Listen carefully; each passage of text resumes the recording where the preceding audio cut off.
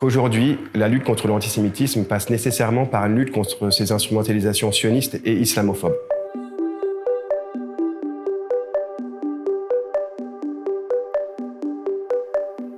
Depuis l'occupation et la colonisation par l'État d'Israël de nouvelles terres palestiniennes à partir de 1967, le périmètre de ce que recouvre la notion d'antisémitisme fait l'objet d'une lutte politique.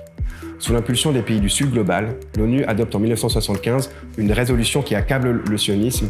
l'assimilant à une forme de racisme et de discrimination raciale. Il devient alors urgent pour Tel Aviv et pour ses alliés de contenir cette critique et de la disqualifier durablement en l'étiquetant comme antisémite. Grâce à leurs efforts, ils sont parvenus à transformer durablement la définition de la notion même d'antisémitisme, au point de permettre à un Emmanuel Macron, dès 2017, d'associer explicitement l'antisionisme à une forme réinventée de l'antisémitisme. Cette instrumentalisation sioniste de la lutte contre l'antisémitisme débouche sur une criminalisation croissante des voix qui soutiennent le peuple palestinien, que ces voix proviennent du monde musulman,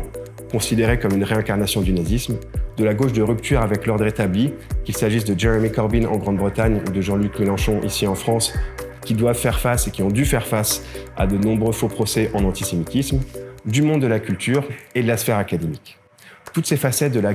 criminalisation de la solidarité avec la Palestine font l'objet d'un examen approfondi dans notre livre.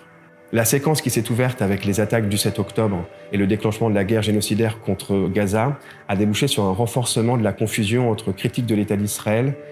et antisémitisme, au point de permettre aux extrêmes droites européennes et notamment françaises, pourtant structurellement antisémites, de se positionner comme un acteur légitime dans le champ de la lutte contre l'antisémitisme, en échange d'un alignement total sur les positions les plus radicales du gouvernement suprémaciste de Benyamin Netanyahou. Tout cela pose aussi en creux la question de la signification, elle aussi éminemment conflictuelle, des catégories politiques du sionisme, de l'antisionisme et du sionisme de gauche, 76 ans après l'avènement de l'État d'Israël. La lutte contre les instrumentalisations de l'antisémitisme ne permet pas seulement de lutter contre l'islamophobie, contre le virage autoritaire du bloc bourgeois, contre l'excommunication républicaine de la gauche de rupture, ou contre la mise au ban du monde de la culture et de la sphère académique.